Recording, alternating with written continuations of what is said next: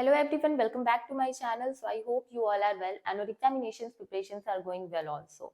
So in this video, we are now going to talk about Golgi apparatus, and this is our fourth class from your Unit 1 BSc 6th semester Botany. And हम लोगों ने unit 1 में already 3 classes complete कर ली हैं, जिसमें हमने बहुत सारे ऑर्गेनल्स पढ़े हुए हैं. अब उन ऑर्गेनल्स को दिखाने के लिए मुझे बहुत ही ज़्यादा स्लाइड्स को पीछे करना पड़ेगा, but let me do it for you all. तो इतने सारे कंटेंट जो हमने पढ़ लिए हैं, एक बार आप उन्हें देख लो. हमने सेल वॉल पढ़ा हुआ है, हमने प्लाज्मा मेम्ब्रेन पढ़ा है, राइबोसोम पढ़ लिया है, एंडोप्लाज्मिक रेटिकुलम पढ़ लिया है. देन हमने कैमिलियो गोल्गी, आज हमारा ये टॉपिक है Camillo Golgi. Then mitochondria, chloroplast, lysosome, peroxisome, ये सारे टॉपिक्स हमारे कंप्लीट हो चुके हैं. सो बेसिकली आज की जो हमारी वीडियो होगी वो हमारे गोल्गी अपरेटस की होगी, and I will try my best कि मैं आपको इसी में न्यूक्लियस भी पढ़ा दूं. ठीक है, क्योंकि न्यूक्लियस का भी स्लाइड अच्छा खासा है और गोल्गी में बहुत कुछ नहीं पढ़ना है, बस जो पढ़ना है वो थोड़े कॉन्सेप्चुअल चीजें हैं, तो वो आसानी से आप समझ जाओगे. ठीक है, तो जैसा मैंने आपको कहा था कि मेरा एग्जाम है एंड दैट इज वाई मैं आपको 19 को फिर से मिलूंगी, but actually my health was not good, तो आई थॉट कि पहले अपना हेल्थ प्रायोरिटी दे दें, क्योंकि इन द लास्ट 6 मंथ ना मेरी हेल्थ उतनी अच्छी नहीं रही है. I have major health issues, तो इसीलिए मैंने सोचा पहले रेस्ट कर लेते हैं, फिर क्लास स्टार्ट करेंगे. तो अभी से मैं आप लोगों के लिए ये क्लास स्टार्ट कर रही हूँ. देखो, गोल्गी अपरेटस क्या है. गोल्गी अपरेटस एक कप शेप्ड ऑर्गेनल है जो कि न्यूक्लियस के पास पाया जाता है. न्यूक्लियस के पास पाया जाता है, ये बना होता है स्मूथ फ्लैटेंड सिस्टर्नी हम इसको कहते हैं. और हमने पढ़ा था माइटोकॉन्ड्रिया में we have cristae. There are two terms, ये बहुत ही ज्यादा कंफ्यूजिंग टर्म्स होते हैं. तो क्रिस्टे हमने कहाँ पढ़ा था? क्रिस्टे हमने माइटोकॉन्ड्रिया में पढ़ा था.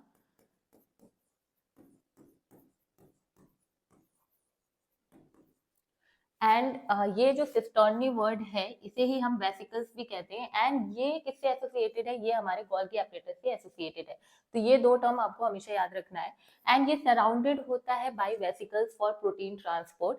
देखो, हमने पढ़ा हुआ है कि प्रोटीन एंड लिपिड का जो एक होता है निर्माण, है ना, प्रोटीन का निर्माण हो गया या लिपिड का जो बनना हो गया, formation of protein and lipid जो है, ये हमने ईआर में देखे थे, क्योंकि आरईआर एंड एसईआर दोनों ही कंट्रीब्यूट कर रहे थे. आरईआर के पास राइबोसोम है जिसकी वजह से प्रोटीन बन रहा है. एसईआर जो है वो स्मूथ है, उसके पास राइबोसोम नहीं है, बट स्टिल वो दो काम कर रहा है, डिटॉक्सिफिकेशन का एंड साथ ही साथ में हमारे लिपिड मेटाबॉलिज्म का. ठीक है, तो वहां से अगर प्रोटीन बन करके आ रहा है तो उसका ट्रांसपोर्ट कौन करा रहा है? तो ट्रांसपोर्ट हमारा गोल्गी अपरेटस कराता है. अभी मैं इसके इंपॉर्टेंट कीवर्ड्स लिखवा दूंगी और समझा दूंगी. 3 पार्ट्स होते हैं हमारे गोल्गी के. एक होता है सिस पार्ट जो कि हमारी एंट्री फेज होती है. ठीक है, फिर होता है मीडियन पार्ट जहां पर मॉडिफिकेशंस वगैरह होते हैं. देन होता है ट्रांस गोल्गी जहां से वो प्रोटीन जो बन चुका है, मॉडिफाई हो चुका है या पैकेज हो चुका है, उसे डिफरेंट सेल ऑर्गेनल तक पहुंचा दिया जाता है. ठीक है, फिर प्रोटीन जो है वो फ्लो कैसे करता है? सबसे पहले आरईआर जो हमारा ये राइबोसोमल एंडोप्लाज्मिक रेटिकुलम है, यहाँ से पहले सिस वाले एरिया में जाता है गोल्गी के, फिर मीडियन, फिर ट्रांस, एंड ट्रांस से फिर सिक्रेटरी वेसिकल से बनके जो भी टारगेट उनके जगह होती है जहाँ पे उन्हें जाना होता है, वो चले जाते हैं. इसको बहुत ही अच्छे शब्दों में मैं अभी आपको बताऊंगी. अगर हम प्रोटीन की बात करें ना, तो हम गोल्गी के यूनिट को क्या कहते हैं? डिक्टियोसोम.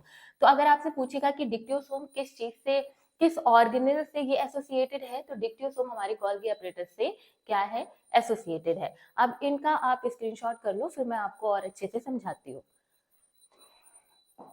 देखो, ये 2D एंड 3D स्ट्रक्चर मैं आप लोगों के लिए लेके आई हूँ. 2D में आप देख रहे हो कि ये कुछ इस तरीके से एकदम आपको लगेगा जेली टाइप में कुछ चीज है ना. तो ये आपको 2D में दिखाई देगा एंड 3D में यही चीज आपको दिखाई देगी. और यहाँ बहुत ही इंटरेस्टिंग थिंग ये है, आप नोट कर सकते हो कि यहाँ हम देखते हैं कि we have a cis phase जो कि एक एंट्री फेज होगी. ठीक है, then we have a trans phase, ये हमारा इतना मान लो ट्रांस फेज होगा. अगर आप देख रहे हो तो थोड़ा कलर वेरिएशन आ रहा है ना, बेबी पिंक, पिंक, देन उससे भी ज्यादा मतलब लाइट में है. फिर ये देखें अगर हम, तो this is our trans phase, है ना. 3 फेजेस हैं, एक है सिस, एक है ट्रांस नहीं लिखा हुआ है. ठीक है, ट्रांस ये है. ठीक है, मीडियन के पार्ट को हम बीच में कहते हैं. एंड जो ये फोल्डिंग है, जो हमारे गोल्गी अपरेटस की फोल्डिंग है, उसे हम क्या कह रहे हैं? उसे हम सिस्टर्नी कह रहे हैं. वही जो हमारी फोल्डिंग इंटर जो हमारा इनर माइटोकॉन्ड्रियल मेम्ब्रेन का था, उसे हम क्या कह रहे थे? क्रिस्टे कह रहे थे.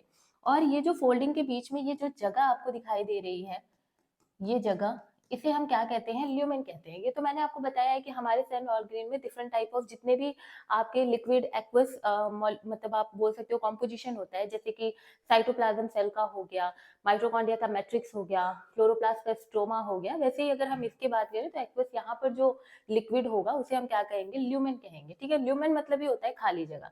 ठीक, तो ये आप ऐसे यहाँ पर भी देख सकते हो कि ये आपका सिस फेज है, मतलब सिस फेस है। ठीक है, फेस है, फिर ये मीडियन है और ये ट्रांस है।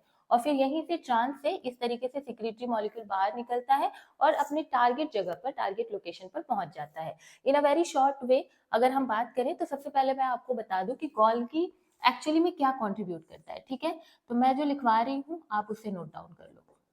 ठीक है, गोल्गी क्या करता है, सबसे पहले तो प्रोटीन ट्रैफिकिंग ही इसका काम है। बहुत ही एक अच्छा शब्द ये है इसके लिए कि ये प्रोटीन ट्रैफिकिंग करता है। प्रोटीन ट्रैफिकिंग क्या होती है बता सकता है कोई? ऑब्वियसली प्रोटीन से ही रिलेटेड चीजें होंगी, है ना, तो हम उसको देख लेते हैं कि क्या होता है। देखो, गोल्गी की अगर हम बात करें तो ये क्या करता है, ये प्रोटीन ट्रैफिकिंग का काम करता है। ठीक है, अब प्रोटीन ट्रैफिकिंग में 3-4 चीजें आती हैं। देखो, प्रोटीन ट्रैफिकिंग, अब देखो प्रोटीन ट्रैफिकिंग में 3 चीजें आप ऐसे नोट डाउन कर लो कि सबसे पहले तो मोडिफिकेशन होता है ना। आप देखते हो कि हमारा गोल्गी जो बॉडी है इसे हम क्या कह रहे हैं, इसे हम कहते हैं traffic police of the cell. तो ये भी पहले नोट कर लो। ट्रैफिक पुलिस क्यों कहते हैं अभी मैं आपको बता रही हूँ। Traffic police of the cell, and इसको डिस्कवर किसने किया था, तो it was discovered by Camillo Golgi. ठीक है, तो it is very important, Camillo Golgi. And मैं हमेशा से कहती हूँ प्लीज ये ना नेम वगैरह की स्पेलिंग पे कभी मत ऐसे जाना, क्योंकि इतना ज्यादा नेम याद रखना, स्पेलिंग, ये ऊपर से इनके नेम तो आप जानते हो कि क्या ही अजीब अजीब से नेम होते हैं। तो ये इनका 3 काम है। और अगर हम बात करें इनका क्या क्या और इनको क्यों हम प्रोटीन ट्रैफिकिंग बोलते हैं, तो 3 चीजें आपको यहाँ पर याद रखनी है। सबसे पहले मोडिफिकेशन, ये आपने लिख लिया, तो 3 चीजें यहाँ पे आपको लिखनी है जो कि काफी इंपॉर्टेंट है। सबसे पहले आपको लिखना है कि ये मोडिफिकेशन ऑफ प्रोटीन कराते हैं। क्या करते हैं ये, मोडिफिकेशन ऑफ प्रोटीन, प्रोटीन की मोडिफिकेशन होती है। और ये जो प्रोटीन बन रहा है ये स्पेसिफिकली कौन सा प्रोटीन है, जो हमारे RER से आ रहा है ना, जो हमारा RER राइबोसोमल एंडोप्लाज्मिक रेटिकुलम से जो प्रोटीन आ रही है उसका ये मोडिफिकेशन करते हैं। ठीक है, फिर शॉर्टिंग करते हैं, क्या करते हैं, सॉर्टिंग ऑफ प्रोटीन,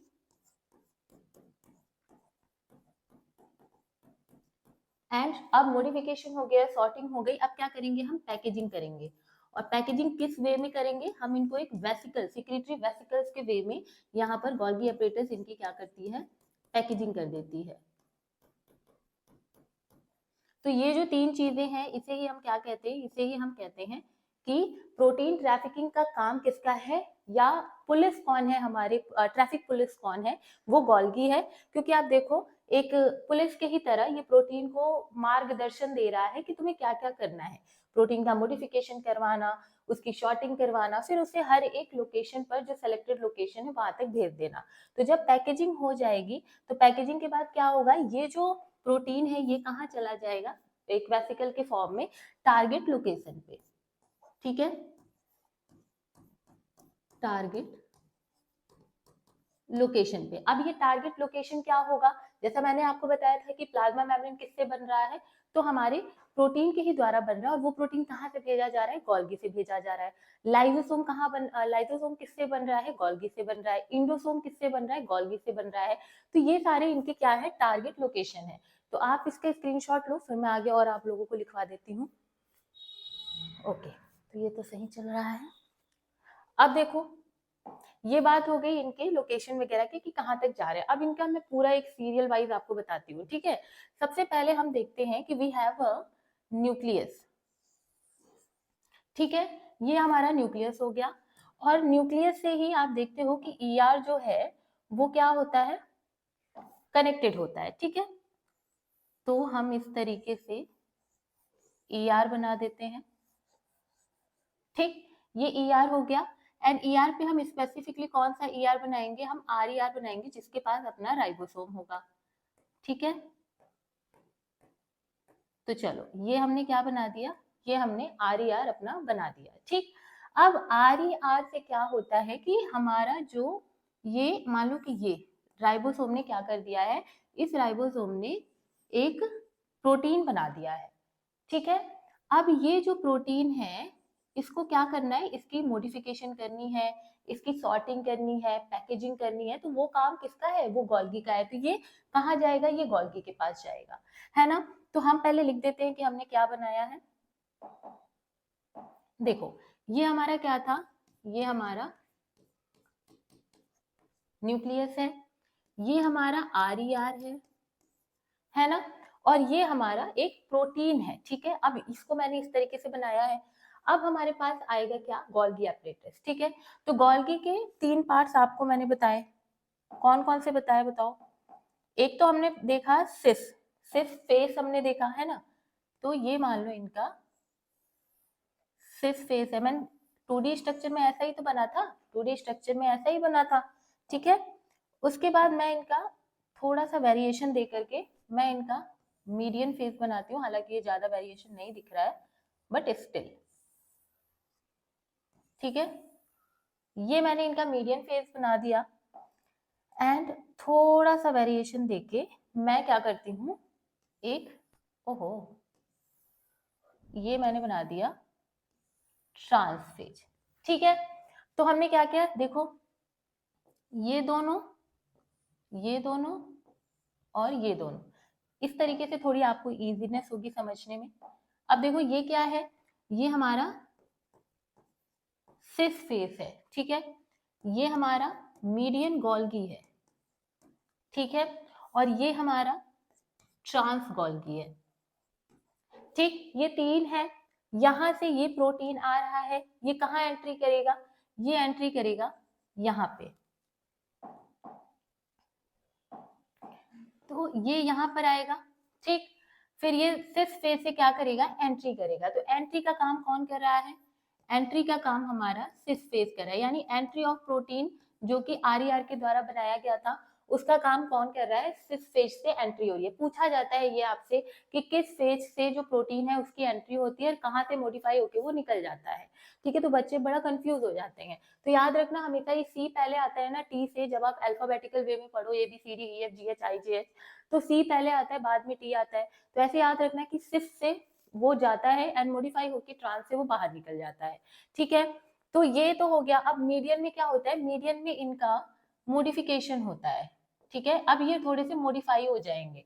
कैसे, चलो मैं इस तरीके से बना दे रही हूँ, ये हो गया अब मॉडिफाइड, यानी अब इनके ऊपर वेसिकल्स लग गए, है ना, छोटे छोटे बैग नुमा स्ट्रक्चर में ये कैद हो गए एक तरीके से। वो आप देखते हो ना कि अगर आपको कोई चीज सेफली रखना है तो आप उसको किसी ना किसी चीज में पैक कर देते हो। तो सिमिलरली यहाँ पर भी एक वेसिकल के रूप में ये क्या हो गए, पैक हो गए हैं। अब तो यहाँ मैं क्या लिख दूं कि मीडियन में इनका मॉडिफिकेशन हो रहा है, M for median, N for modification. ठीक है, तो मॉडिफिकेशन ऑफ प्रोटीन,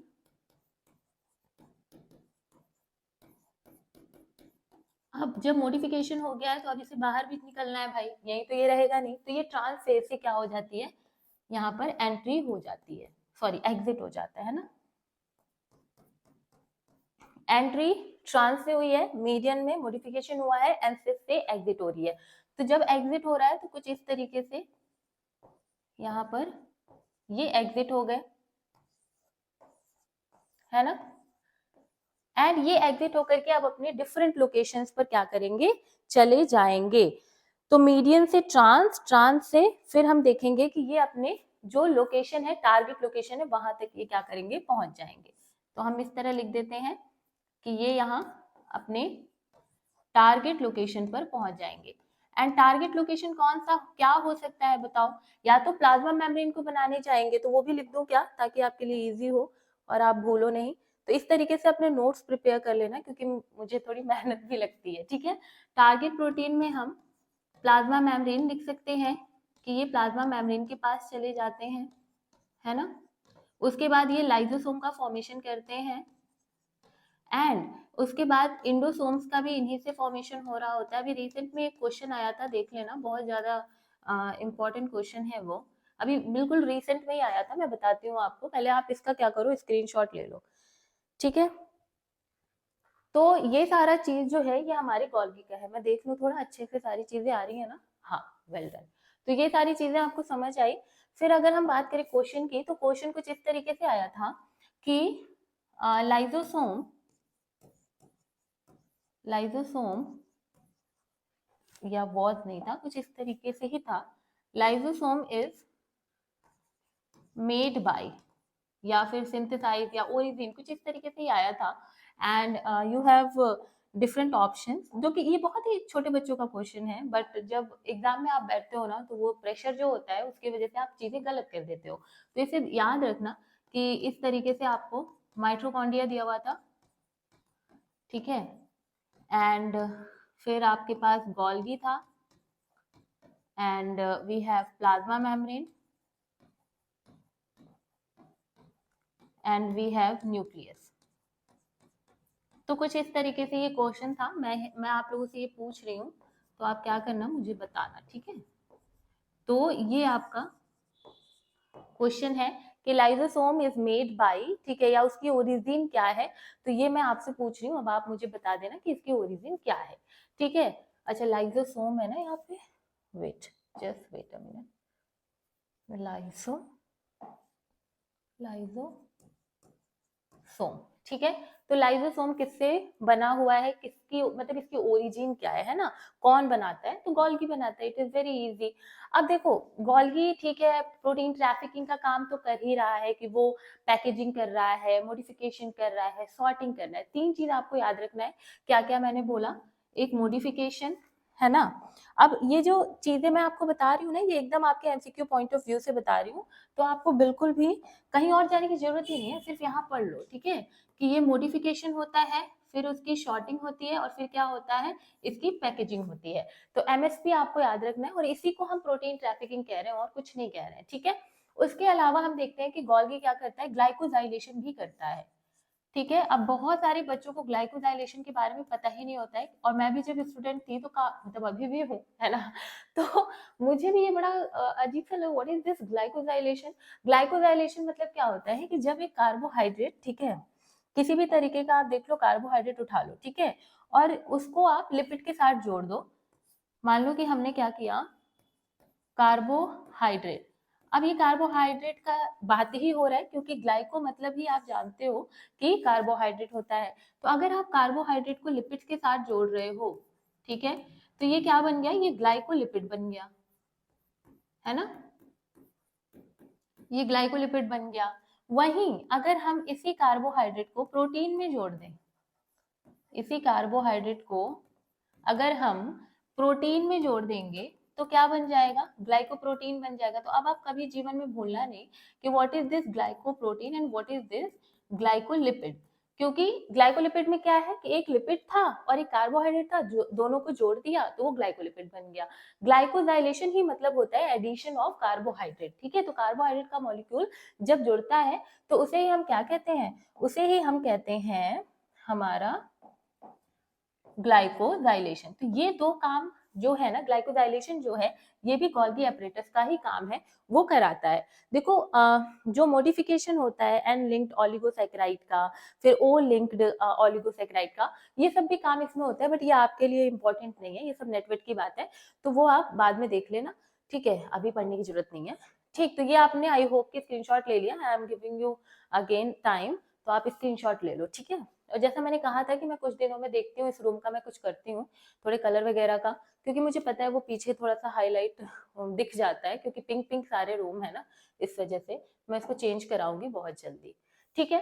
तो ये हमने पढ़ लिया, ये हमारे यहाँ पर गोल्गी खत्म होता है। जो थ्योरी आपके लिए मैंने थोड़ी बहुत तैयार की हुई है, जो कि जितना मुझे जरूरी लगा मैंने उतना ही आप लोगों के लिए तैयार किया हुआ है। देखो, वैसा वही लिखा होगा जो मैंने आपको पढ़ाया है, कि पैकेजिंग सिक्रेटरी मटेरियल, ठीक है, तो ये पैकेज करता है सिक्रेटरी मटेरियल्स को, सिंथेसाइज करता है पॉलीसेकेराइड एंड ग्लाइकोलिपिड को, फॉर्म करता है acrosome in sperm. It is very very very important, ठीक है, ये तो आपको बिल्कुल से बिल्कुल नहीं भूलना है कि स्पर्म का जो एक्रोसोम होता है, यू ऑल नो स्पर्म में आपका एक हेड होता है, एक नेक होता है, एक टेल होता है ना, तो हेड पे ही हमारा एक्रोसोम पाया जाता है, तो एक्रोसोम भी हमारे गोल्गी कॉम्प्लेक्स से ही बनता है। इट इज वेरी इंपॉर्टेंट, ठीक है, तो मैं इसको एड ऑन कर देती हूँ वरना फिर आप भूल जाओगे। अभी मैं दिखा रही हूँ। हाँ, तो ग्लाइकोजाइलेशन मैंने बताया, एंड सेकेंड थिंग मैं आपको बता दे रही हूँ कि ये क्या कराते हैं, ये एक्रोसोम का भी यहाँ पर एक्रोसोम ऑफ स्पर्म भी हमारे गोल्गी से ही बनता है। आपको पता होगा स्पर्म का स्ट्रक्चर तो आपको पता है ना, कुछ इस तरीके से होता है, ये इनकी हेड होती है ना, ये इस तरीके से, एंड फिर ऐसे टेल हो जाती है, ठीक है। अब बहुत इंपॉर्टेंट थिंग मैं बता रही हूँ, देखो ये इनका एक्रोसोम होता है, ठीक है।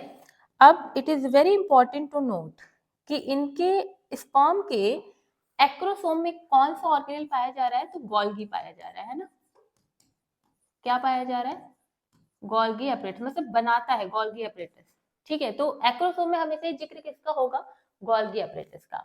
वहीं पर कुछ इस तरीके से जो बॉडी होती है स्पर्म की, उसमें माइटोकॉन्ड्रिया की अरेंजमेंट होती है, इसी तरीके से होगी, ठीक है।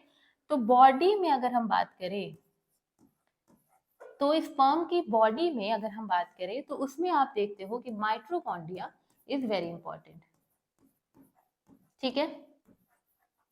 अब why this mitochondria is important here, क्योंकि स्पर्म को रेस लगानी होती है ना, बहुत मिलियंस ऑफ स्पर्म एक बार में इजेक्यूलेट होते हैं, है ना, तो इजेक्यूलेशन के दौरान जब मिलियंस ऑफ स्पर्म आते हैं तो उन्हें अपने में रेस लगानी होती है कि मैं भागूंगा, मैं भागूंगा, मैं भागूंगा, और जाकर के फर्टिलाइज करना होता है एग को। तो उसके पास इतनी एनर्जी कहाँ से आ रही है ना, इतना एनर्जी कहाँ से आ रहा है, क्योंकि उसके पास माइटोकॉन्ड्रिया, भाई एनर्जी करेंसी है, power house of the cell है ना, तो ये क्या है, ये तो power house of the cell है, power house of the cell है ये, तो भाई ये यही तो प्रोवाइड करेगा ना एनर्जी। तो माइटोकॉन्ड्रिया इसीलिए पाया जाता है क्योंकि ये एनर्जी प्रोवाइड करता है, और एनर्जी प्रोवाइड क्यों कर रहा है, जिससे कि स्पर्म की स्पीड क्या हो जाए, स्पर्म की स्पीड जो है वो बढ़ जाए और वो दौड़ने भागने में उसको लाइक वो थके ना, ठीक है, क्योंकि मिलियंस ऑफ स्पर्म होते हैं एंड उनको रेस लगानी होती है, ठीक है। तो याद रखना कि एक्रोसोम जो है वो गोल्गी एपरेटस से बना हुआ होता है, वहीं अगर हम स्पर्म की बॉडी की बात करेंगे तो वहां माइटोकॉन्ड्रिया होते हैं स्पेशल, यही इसी तरीके से जिग जैग में कुछ इस तरीके से ऐसे माइटोकॉन्ड्रिया की अरेंजमेंट होती है, and it is very important because it is known as the power house of the cell, energy provide करता है जिससे स्पर्म की स्पीड बढ़ती है एंड स्पर्म अपने में क्या करते हैं, रेस लगाते हैं। तो ये चीज आपको याद रखनी है। गोल्गी में एक और ऑड एक और पॉइंट ऐड हो गया है ना। फिर देखो ये प्रोसेसिंग करते हैं, पैकेजिंग करते हैं, सिक्रेशन करते हैं, ऑर्गेनेल तक पहुंचाते हैं, मोर इन ग्रैंडुलर सेल, ठीक है। तो ये किसमें सबसे ज्यादा पाए जाएंगे बच्चा लोग, ग्रैंडुलर सेल में। देखो ये बहुत इंपॉर्टेंट है, मैं हर सेल ऑर्गेनेल को मैंने बताया है कि कौन किसमें सबसे ज्यादा पाए, कौन मसल सेल में कौन सबसे ज्यादा पाए जाएंगे, कौन लिवर में सबसे ज्यादा पाया जा रहा है, कौन हमारे यहाँ आप देख लो ग्लैंडुलर में पाया जा रहा है। देखो ग्लैंड नेम ही आपको पता है ना, ग्लैंड क्या होता है, ग्लैंड वर्ड ही हमेशा से बच्चों को पता होता है कि कुछ ना कुछ तो सिक्रीट होगा, है ना। जैसे हमारे पास एंडोक्राइन ग्लैंड्स है ना, सिक्रेशन होता है हार्मोन्स का, वैसे ही आपको ये पता होना चाहिए कि ग्लैंड मतलब ही सिक्रेशन होगा। तो हमारा गोल्गी बना क्या रहा है, सिक्रेटरी वेसिकल्स ही तो बना रहा है, तो सबसे ज्यादा ये कहाँ पाया जाएगा, ग्लैंडुलर में ही पाया जाएगा, है ना। और ग्लैंडुलर सेल्स हमेशा कुछ ना कुछ सिक्रीट ही करते हैं। फिर ये मॉडिफाई करता है प्रोटीन को with SER for export, export के लिए ये क्या कर देता है, ये पूरा प्रोटीन को तैयार कर देता है ना। तो गोल्गी का यही काम आपको याद रखना है, इससे ज्यादा आपको कुछ नहीं याद रखना। अब हम अपना एक मेजर टॉपिक जो न्यूक्लियस है उसे पढ़ने जा रहे हैं और बहुत अच्छे से पढ़ेंगे। एंड न्यूक्लियस में थोड़ा टाइम लगेगा क्योंकि ये काफी बड़ा है ना। न्यूक्लियस की अगर हम बात करते हैं तो ये प्रेजेंट होता है only in eukaryotic cell, prokaryotic cell में ये नहीं पाए जाते हैं। और अगर प्रोकैरियोटिक सेल में नहीं पाए जा रहे हैं तो मुझे प्लीज बच्चा लोग बता दो, मुझे बहुत क्यूरियोसिटी हो रही है ये जानने की कि अगर न्यूक्लियस नहीं पाया जा रहा है, मान लो हमारे पास एक बैक्टीरिया है ना, मान लो हमारे पास एक बैक्टीरिया है, ठीक, ये हो गई बैक्टीरिया की ऊपर की और ये हो गया अंदर का। बैक्टीरिया में ये क्या है बच्चा लोग, अगर यूकैरियोट सेल में ही केवल पाया जा रहा है तो हमारा बैक्टीरिया तो प्रोकैरियोट हुआ ना, हमारा बैक्टीरिया प्रोकैरियोट है ना। तो मुझे आप लोग ये बताओ कि फिर आपको पता है न्यूक्लियस सेंटर में पाया जा रहा है, आपको पता है न्यूक्लियस सेंटर में पाया जाता है, तो सेंटर में यहाँ पे भी तो कुछ पाया जा रहा है, ये क्या है, क्या ये न्यूक्लियस है? नहीं, ये न्यूक्लियस नहीं है।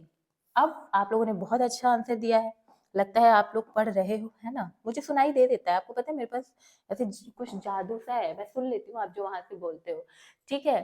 अब देखो ये जो है ये न्यूक्लियोइड है, क्या है ये न्यूक्लियोइड है। अब जो न्यूक्लियोइड जो है ये क्या करता है, इसके पास अपना मेम्ब्रेन कुछ नहीं होता है, ये मेम्ब्रेन लेस होता है, ठीक है, क्या होता है ये मेम्ब्रेन लेस होता है। और मेम्ब्रेन लेस होता है, इसको बोला जा सकता था कि हाँ ये न्यूक्लियस है, अगर इसके पास मेम्ब्रेन होती, अगर इस तरीके की कोई मेम्ब्रेन होती तो इसे कहा जा सकता था कि ये क्या है, ये एक न्यूक्लियस है, बट इसके पास कोई मेम्ब्रेन नहीं है तो ये न्यूक्लियोइड है। तो आपको याद रखना है कि जो टर्म न्यूक्लियस है ये सिर्फ हम किसके लिए यूज कर रहे हैं, जो टर्म न्यूक्लियस है ये सिर्फ हम यूकैरियोट्स में ही देखते हैं, ठीक है ना, ये केवल से केवल हम यूकैरियोट्स में देखते हैं। और अगर बात करें प्रोकैरियोट की तो वहां न्यूक्लियस जैसा कुछ नहीं होता है, न्यूक्लियोइड होता है, ठीक है ना। तो ये चीज आपको याद रखनी है। अच्छा, एक क्वेश्चन था, एक बच्चे ने मुझसे पूछा था, अभी रिसेंट मैंने देखा था कि मैम वो राइबोसोम में आपने बताया कि माइटोकॉन्ड्रिया 55S होता है, कई कई जगह 70S लिखा हुआ है, तो मैंने आपको मैमेलियन आरबीसी की बात बताई थी। अगर मुझे ऐसी माइटोकॉन्ड्रिया बताना होता है जैसे कुछ सूक्ष्म और ऑर्गेनिजम्स होते हैं जिसमें 70S पाया जाता है, बट मैमेलियन स्पेसिफिक मैं मैमेलियन की बात कर रही हूँ कि मैमेलियन का जो आरबीसी होता है वो 55S का होता है। अदर देन दैट आप देखते हो कि काफी ऑर्गेनिजम्स में ना 70S राइबोसोम भी होता है, तो वो वहां पे एड ऑन कर लेना अपने नोट्स में कि मैमेलियन का है, ठीक है। फिर देखो न्यूक्लियस की अगर हम बात करें, जनरली ये सिंगल न्यूक्लियस ही, एक सेल में एक न्यूक्लियस ही पाया जाएगा, ऐसा नहीं होता है कि बहुत सारे न्यूक्लियस पाए जाएं, ठीक है ना। उसके बाद मैमेलियन के जो आरबीसी होते हैं वो ए न्यूक्लिएट होते हैं, ये आरबीसी है, आरबीसी क्या होता है बताओ, रेड ब्लड सेल, ठीक है। तो ये बहुत बड़ी खासियत है कि जो हमारा, अच्छा अब मैं कहाँ बताऊं, चलो चलते हैं, ठीक है। यहाँ देखो न्यूक्लियस के बारे में मैं आपको कुछ चीजें लिखवा रही हूँ, उसे नोट डाउन कर लो, क्योंकि पता है मुझे, मैं आपके लिए स्लाइड तो बनाती हूँ बट मुझे ना आप लोगों से ऐसे ही लिख लिख के पढ़ाना मुझे ज्यादा अच्छा लगता है, वो उससे मुझे और ज्यादा कनेक्टिविटी पता चलती है। और आपको कनेक्टिविटी किससे पता चलती है बताइए, सब्सक्राइब किया है नहीं ना, क्यों क्यों वेट कर रहे हो, सब्सक्राइब कर लो, चैनल को शेयर कर दो, लाइक करो वीडियो को, है ना, थोड़ा थोड़ा आप भी दिखाओ ना यार, इंक्लूड हो, है ना। तो हम किसकी बात कर रहे हैं, हम न्यूक्लियस की बात कर रहे हैं, ठीक। अब न्यूक्लियस की कुछ चीजें हैं जो मैं आपको लिखवा देती हूँ। सबसे पहले हमने क्या बोला कि न्यूक्लियस यूकैरियोट सेल में ही पाए जाएंगे, तो यूकैरियोट सेल, यहां से लिख दूं क्या, मैं नहीं दिख रही होंगी कोई बात नहीं, आप अपनी कॉपी में लिखते चलना, present in eukaryote cell. Then जो हमारा आरबीसी होता है, इसी के लिए मैंने न्यू स्लाइड ली है, तो ये जो आरबीसी है ना, आरबीसी हमारे मैमेलियन की अगर हम बात करें, मैमेलियन की अगर हम बात करें तो आरबीसी हमेशा ही हमारा क्या होता है, ए न्यूक्लिएट होता है, ए न्यूक्लिएट। अब ए न्यूक्लिएट का मतलब क्या होता है कि यहाँ न्यूक्लियस एब्सेंट होता है ना, यानी न्यूक्लियस क्या है, एब्सेंट है। तो ये चीज आपको बहुत ही ज्यादा अच्छे से याद रखनी है कि हमारा जो आरबीसी होता है उसे क्या, उसमें हमारा ए न्यूक्लिएट होता है, वो उसमें न्यूक्लियस नहीं पाया जाता है। कैन यू टेल मी सबसे लार्जेस्ट आरबीसी किसकी होती है? बताओ। ये मेरे दिमाग में भी एक क्वेश्चन आ गया क्योंकि कहीं तो मैंने पढ़ा हुआ है ना, तो मैं पूछ दे रही हूँ कि बता दो लार्जेस्ट आरबीसी यानी रेड ब्लड सेल किसकी होती है? चलो लार्जेस्ट मैं बता रही हूँ, ठीक है। चलो एक ऐसे रखते हैं कि लार्जेस्ट मैं बता रही हूँ, आप मुझे स्मॉलेस्ट बता दो, ठीक है। चलो ये लिख लो एलिफेंट।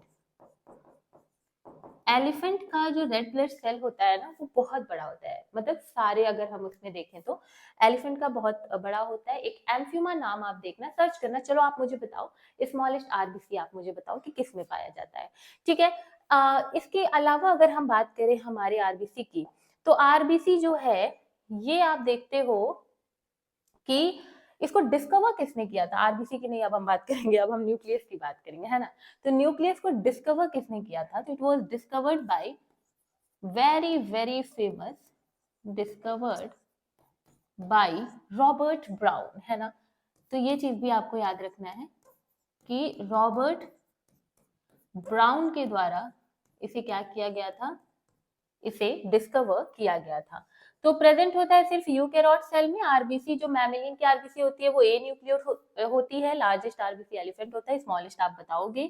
और ये डिस्कवर किया गया था हमारे रॉबर्ट ब्राउन साहब के द्वारा। चलो स्क्रीनशॉट ले लो, फिर आगे बताते हैं। बहुत कुछ है, हमारे न्यूक्लियस को जानना है तो बहुत कुछ है। उसके बाद अगर हम बात करें न्यूक्लियस की, तो न्यूक्लियस को हम लोग control centre of the cell कहते हैं। बहुत सारे नाम हैं इसके, जिसमें से मैं आपको जितना मैंने पढ़ा है उसके हिसाब से मैं आपको बता दे रही हूँ। प्लीज चैनल को सब्सक्राइब कर लो, नहीं किया है तो, ठीक है। चलो तो हम बोल रहे हैं कि हम न्यूक्लियस को control centre of the cell कहते हैं, ठीक है। देन इसके अलावा हम ब्रेन ऑफ द सेल भी न्यूक्लियस को ही कहते हैं। तो ब्रेन ऑफ द सेल हम किसे कह रहे हैं? हम न्यूक्लियस को कह रहे हैं। फिर एक्चुअली में जो हमारे यूकेरियोट्स में न्यूक्लियस है वो करता क्या है? तो ये स्टोर करके रखता है, store genetic material, genetic material. And genetic material की स्टोरिंग यहाँ पर हो रही है। आपने ये पढ़ा है क्या? ये कॉन्सेप्ट तो आपने पढ़ा होगा, डीएनए से आरएनए, आरएनए से प्रोटीन, है ना। तो डीएनए से आरएनए, अब इसको मैं थोड़ा ना ऐसे लिख देती हूँ, डीएनए से आरएनए एंड आरएनए से प्रोटीन। इसका काम कौन कर रहा है? ये बेसिकली डीएनए से आरएनए, एमआरएनए तक तो न्यूक्लियस में ही सब कुछ चलता है, एंड आफ्टर दैट प्रोटीन के लिए वो बाहर एमआरएनए निकल के आता है, देन टीआरएनए आरएनए मिलकर के ये प्रोटीन का बनवाते हैं, है ना। तो जेनेटिक मटेरियल क्या है? डीएनए है। इसमें तो कोई झूठ बात नहीं है, आप सभी को पता है कि हमारा जेनेटिक मटेरियल क्या है। हमारा जेनेटिक मटेरियल डीएनए है, ठीक है। तो इसको ही स्टोर करके न्यूक्लियस रखता है। तो इसका मतलब ये कि हेरिडिटी में सबसे ज्यादा रोल कौन प्ले कर रहा है? न्यूक्लियस प्ले कर रहा है।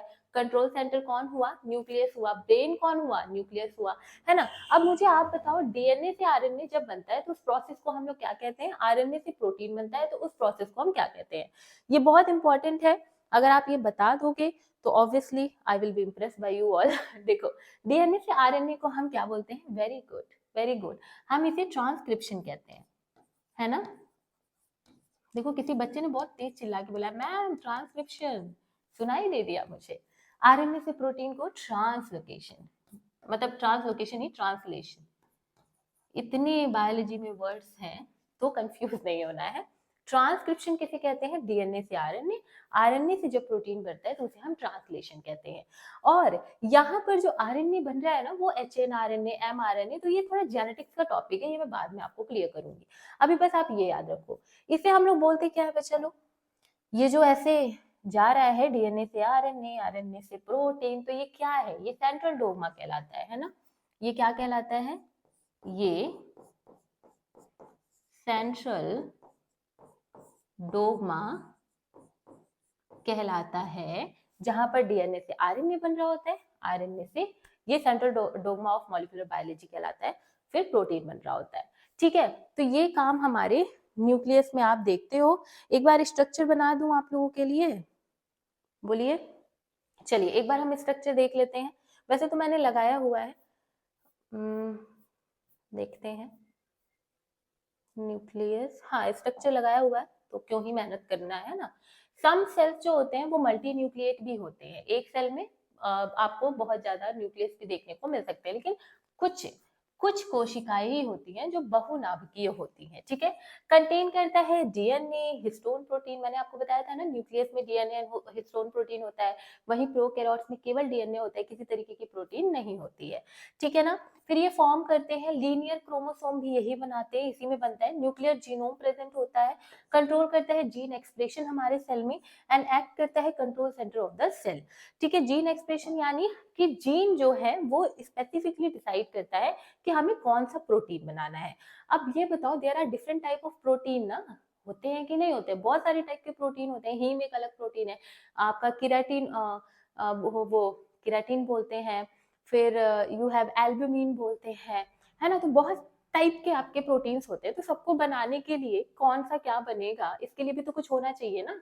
तो वही एमआरएनए से जब प्रोटीन बन रहा होता है तो वहां पर जीन एक्सप्रेशन कहलाता है कि कौन सा जीन जो है वो रिस्पॉन्सिबल है किस प्रोटीन के एक्सप्रेशन के लिए, यानी बनने के लिए।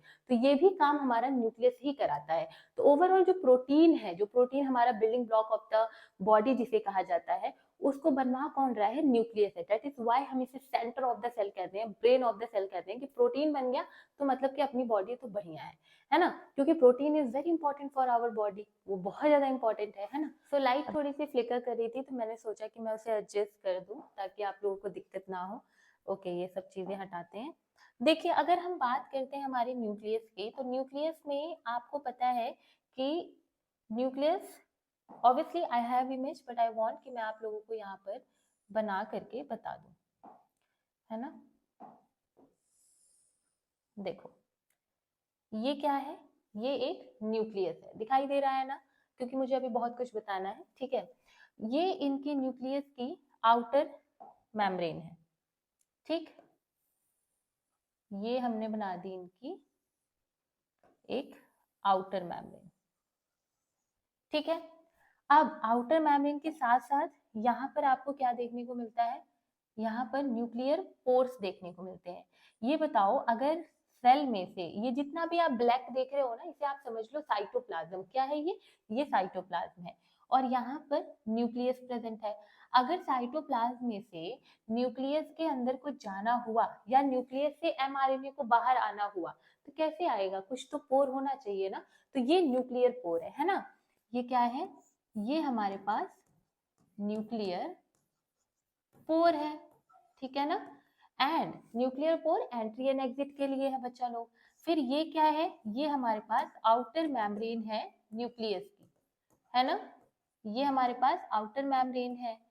फिर बच्चा लोग ये वाली है ना, जो ये हमारे पास इनर मेम्ब्रेन है। ठीक, ये हो गई हमारे पास इनर मेम्ब्रेन। और आप लोग मुझे बताओ, अब न्यूक्लियस के अंदर का जो फ्लूइडी पार्ट होगा उसे हम क्या कहेंगे? उसे हम कहेंगे न्यूक्लियोप्लाज्म, क्योंकि न्यूक्लियस के अंदर है ना, तो हम इसे कहेंगे न्यूक्लियोप्लाज्म। तो ये पार्ट आपको समझ में आ रहा है? बताइए। एंड इसी में आपको आपका जेनेटिक मटेरियल दिखाई देगा। ठीक है, अब जैसे आप इसमें क्या करोगे, इस तरीके से जेनेटिक मटेरियल बना दोगे। It is very easy. मैं सारे डायग्राम्स पता है क्यों बनाती हूँ? क्योंकि मैं जानती हूँ 32 पेजेस जिसे लिखना है, जिसे 28 पेजेस लिखना है, उसके लिए जरूरी है कि वो डायग्राम्स इंक्लूड करे। तो ये हमारा क्या हो गया? ये एक जेनेटिक मटेरियल हो गया। ठीक है ना। अब जेनेटिक मटेरियल में आपको पता है बच्चा लोग कि इनके पास क्या होता है? हिस्टोन भी होता है। तो मैं छोटे छोटे यहाँ पर बस आपको दिखाने के लिए यहाँ पर मैं क्या कर दे रही हूँ, हिस्टोन प्रोटीन्स को इन डीएनए में मैं लगा दे रही हूँ, है ना। चलो, ये समझ में आ रहा है। तो ये क्या है बच्चा लोग? ये हमारा जेनेटिक मटेरियल है, जेनेटिक मटेरियल है। और हमारा जेनेटिक मटेरियल क्या होता है बताओ? डीएनए। और ये बताओ आरएनए किसका जेनेटिक मटेरियल होता है, चलो बताओ तो। मैं अगर आपसे पूछूं कि आरएनए किसका जेनेटिक मटेरियल है, एक एग्जांपल मुझे बता दो, बताओ चलो, ये बताओ। RNA is the genetic material of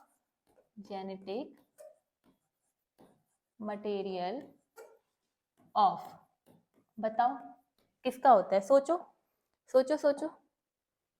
बहुत इजी है, बहुत ज्यादा इजी है, बताओ।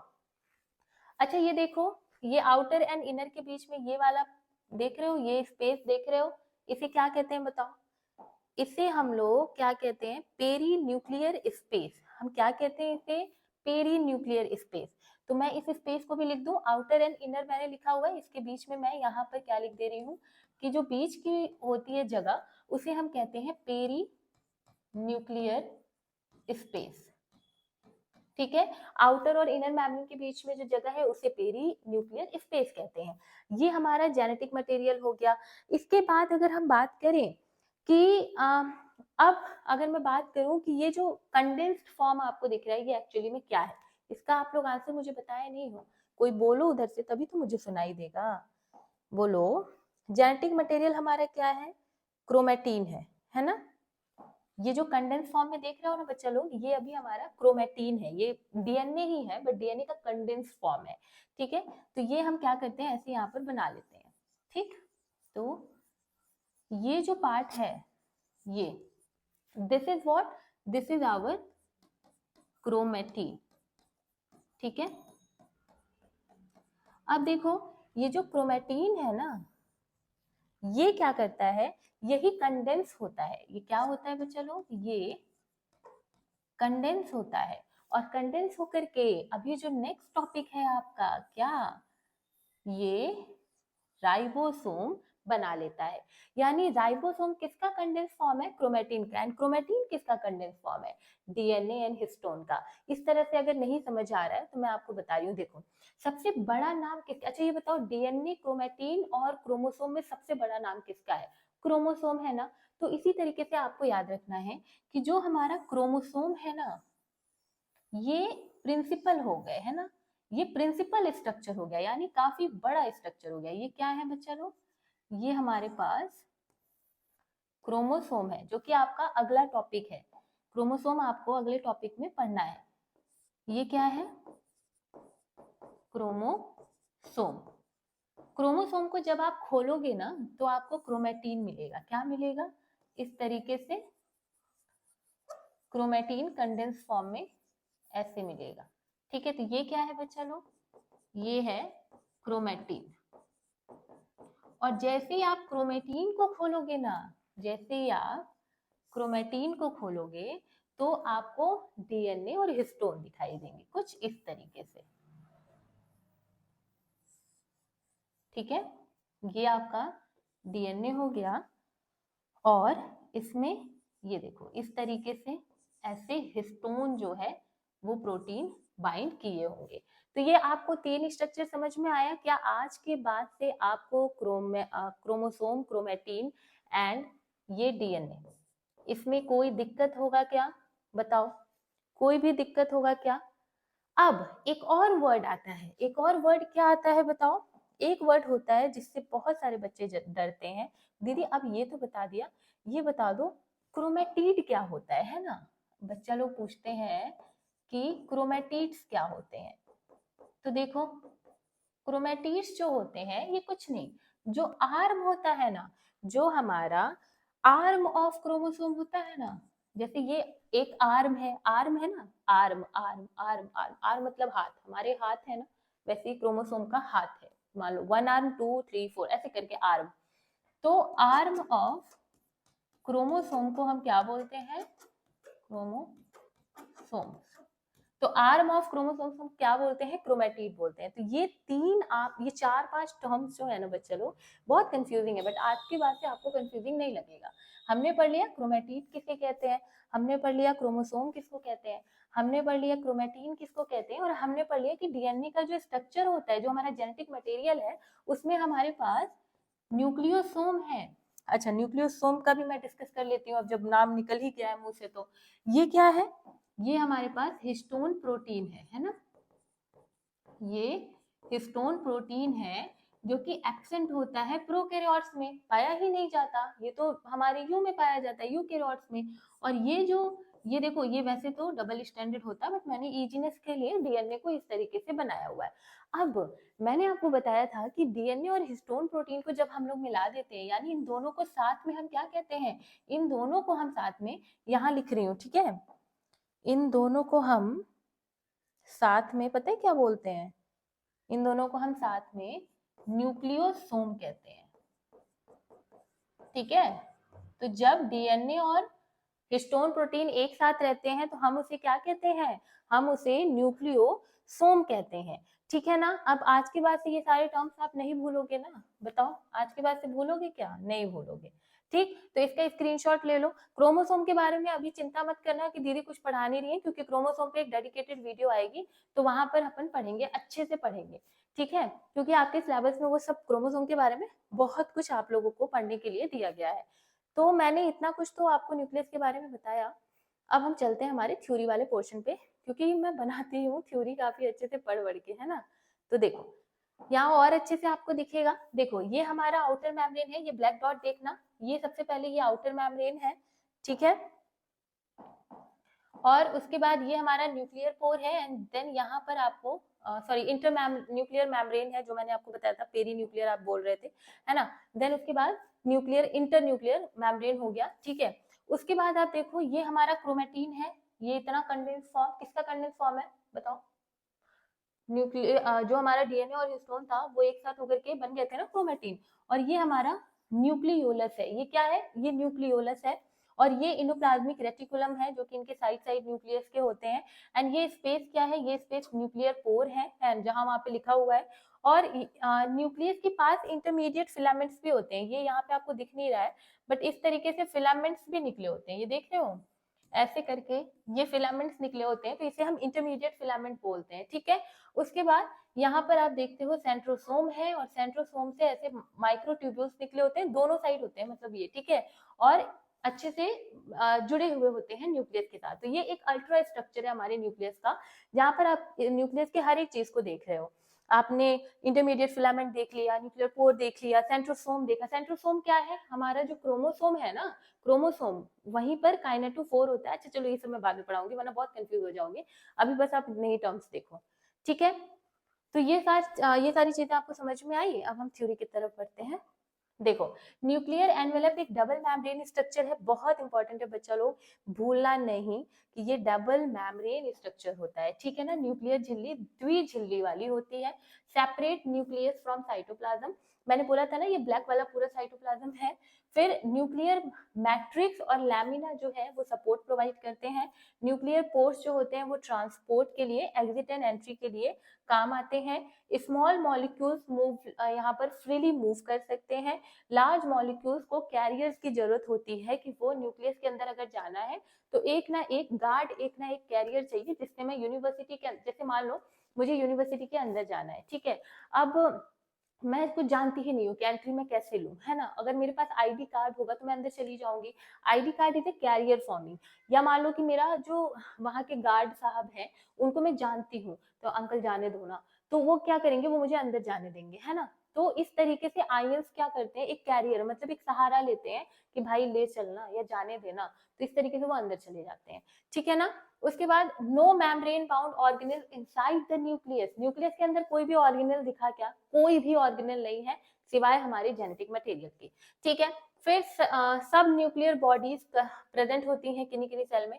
न्यूक्लियोलस फॉर्म करता है ribosome, very very very important, कि हमारा जो राइबोसोम है जिसे हमने पढ़ा है protein factory of the cell, हमने क्या पढ़ा है बच्चा लोग, बताओ ये कितना इंपॉर्टेंट, मैं इतने अच्छे नोट्स में ला रही हूँ भाई, आप लोग सिर्फ ध्यान नहीं दे रहे हो, है ना।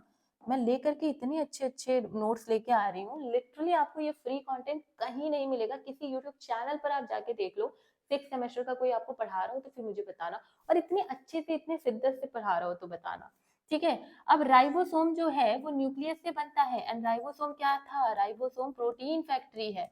तो यानी सोचो पूरा जो प्रोटीन बनाने का जिम्मा है वो भी तो एक तरीके से न्यूक्लियस ने ले लिया, हुआ कि नहीं सेंटर ऑफ द सेल या brain of the cell, ribosome को बना रहा है भाई, ठीक है। फिर उसके बाद राइबोसोम एक्सपोर्ट होते हैं साइटोप्लाज्म में, वहां जाकर के वो क्या करते हैं, ट्रांसलेशन करते हैं। और मैंने बताया था ट्रांसलेशन से हमारा क्या बन रहा होता है, प्रोटीन बन रहा होता है, ठीक है। तो ये चीज आपको न्यूक्लियस के बारे में याद रखनी है, ठीक है ना।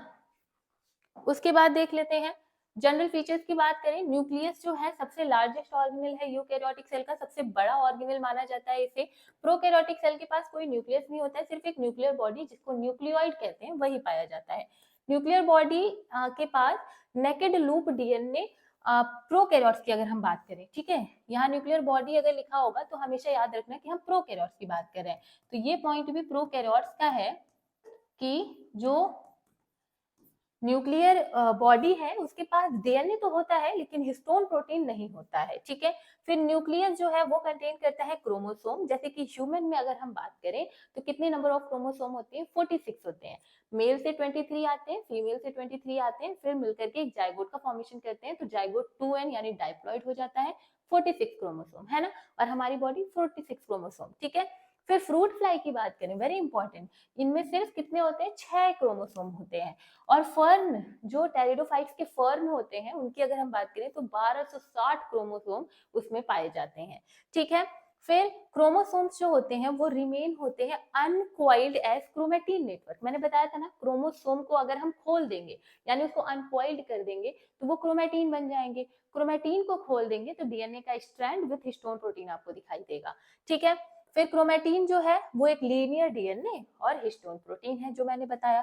क्रोमोसोम्स कॉइल होते हैं dehydrate during nuclear division. Nuclear division के ही टाइम पर जो क्रोमोसोम्स होते हैं उनकी कॉइलिंग आपको दिखाई देती है, ठीक है।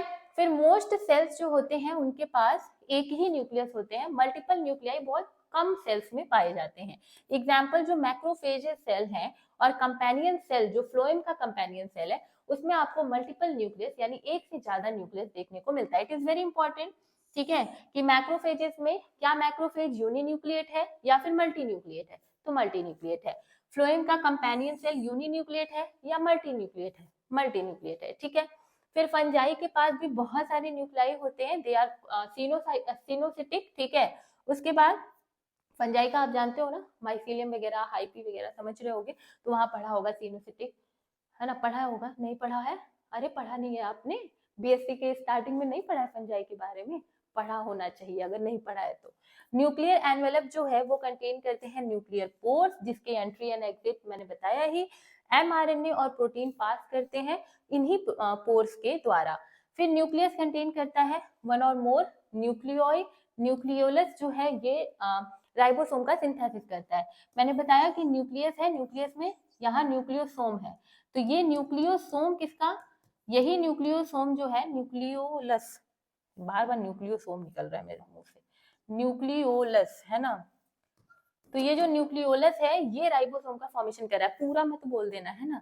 ये तो हमारा क्रोमेटिन है, यहाँ क्या है, ये क्रोमेटिन है, ये जेनेटिक मटेरियल है, न्यूक्लियोलस प्रोटीन बना रहा है, मतलब राइबोसोम बना रहा है, वही राइबोसोम बाहर आके प्रोटीन बनाएगा, ठीक है। Ribosome translate mRNA into protein and before nuclear division, nuclear division के पहले अगर हम बात करें सेल साइकिल में पढ़ेंगे, जो न्यूक्लियोलस होता है ना वो डिसअपियर हो जाता है यानी वो गायब हो जाता है। तो क्या खत्म हो गया क्या, हाँ। सो ऑलरेडी मैंने न्यूक्लियस के बहुत सारे पॉइंट्स आपको यहाँ पर नोट कराए हुए हैं, तो कुछ ऐसा बचा नहीं मुझे और नोट्स कराने के लिए, ठीक है।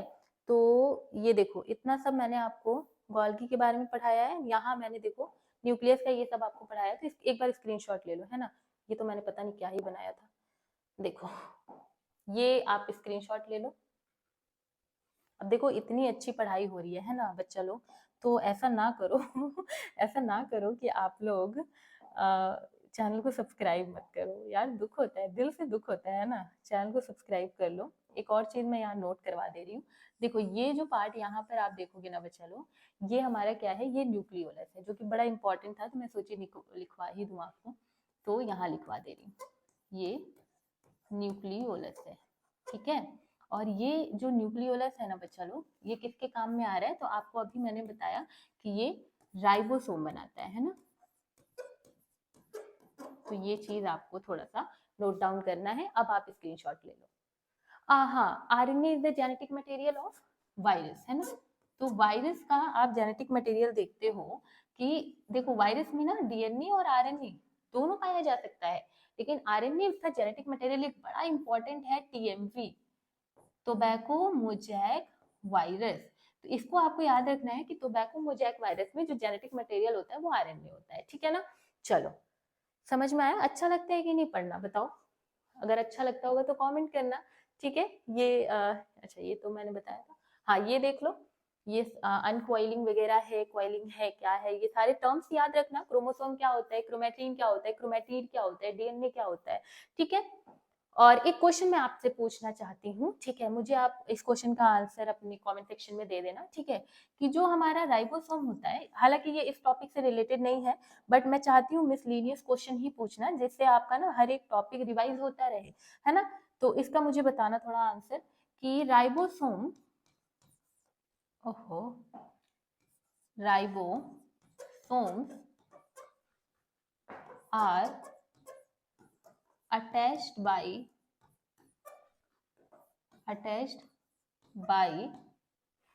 ER यानी इंडोप्लाज्मिक रेटिकुलम थ्रू। ये वन लाइनर क्वेश्चन है कि ये बताइए कि जो राइबोसोम है वो हमारे इंडोप्लाज्मिक रेटिकुलम से क्या होता है, जुड़ा हुआ होता है। तो किस चीज से जुड़ा हुआ होता है, मैंने आपको पढ़ाया है। तो एक प्रोटीन ही का नेम है, तो वो अगर आपको याद है तो आप मुझे कमेंट करो, और अगर नहीं याद है तो देख लो तैयारी कैसे चल रही है। अगर आ जाएगा तो फिर क्या करोगे, तो फिर अच्छे से पढ़ो, नोट्स बनाओ, ठीक है। फिर ये चीज हो गया। And the next question I want to ask you कि जो हमारा, एक बार मैं लिस्ट आपको दे रही हूँ, थोड़ा मुझे कमेंट सेक्शन में बताना कि न्यूक्लियोलस, मान लो, हाँ चलो बताओ तो, power house of the cell हम किसे कहते हैं, power house of the cell. अब कल से क्रोमोसोम पढ़ेंगे ना, तो मैं सोची थोड़ा रिवाइज करा दूं। Power house of the cell किसे कहते हैं? अच्छा, ABCD लिख दे रही हूँ, जिसे आप कमेंट में पूरा ना लिख करके सिर्फ मुझे आंसर लिख के बता देना, मैं आपके लिए बहुत सोचती हूँ यार, है ना। तो देखो, ये A है, तो आप ऐसे लिख देना कि A का आंसर ये। Power house of the cell किसे कहते हैं? फिर बताओ, protein factory of the cell किसे कहते हैं? Protein factory of the cell.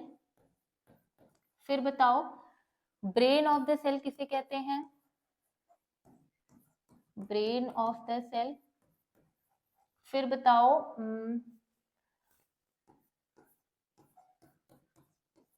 Police, जो कि गलत मैंने लिखा हुआ है, traffic police of the cell.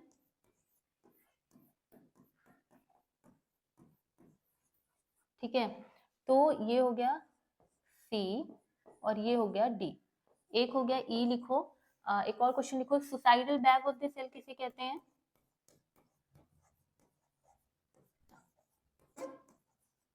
Suicidal bag of the cell. तो आप इसका आंसर मुझे दोगे, ठीक है। और इसको मैं एक दूसरे डिनोट कर दे रही हूँ, वो उधर मैंने ABCD लिखा है, तो ये रोमन नंबर का 1 लिख दे रही हूँ, इसको बता देना, ठीक है। और आपसे मैं एक और चीज पूछ रही हूँ, जरा बताना। अब ये मैं ऐसे 1 2 3 लिख रही हूँ, ठीक। यहाँ मैंने E तक लिखा है ना, हाँ, F लिखती हूँ, ठीक है। चलो, तो ये क्वेश्चन है कि सेल वाज डिस्कवर्ड बाय, ये सारे वन लाइनर दे रही हूँ क्योंकि वन लाइनर ना काफी अच्छे होते हैं एक तैयारी के लिए, मेरे हिसाब से MCQ से तो ज्यादा अच्छे होते हैं। तो सेल वाज डिस्कवर्ड बाय, देखो अगर आप सारे क्वेश्चंस का आंसर दे दे रहे हो तो इसका मतलब ये कि मेरा पढ़ाया हुआ सफल हुआ, है ना। Cell was discovered by, then nucleus was discovered by, nucleus was discovered by, देन आप मुझे बताओ, endoplasmic reticulum ER was discovered by, फिर आप मुझे बताओ, mitochondria, mitochondria, mitochondria as bioplast was said by, bioplast किसने कहा था, है ना, bioplast was said by, mitochondria को बायोप्लास्ट किसने कहा था, ये चीज आपको बतानी है। देन हाँ, मैमेलियन आरबीसी, ठीक है, मैमेलियन आरबीसी के बारे में आप मुझे 3 लाइंस आप मुझे लिख के दे दो कि मैमेलियन आरबीसी जो है EFGHIJ,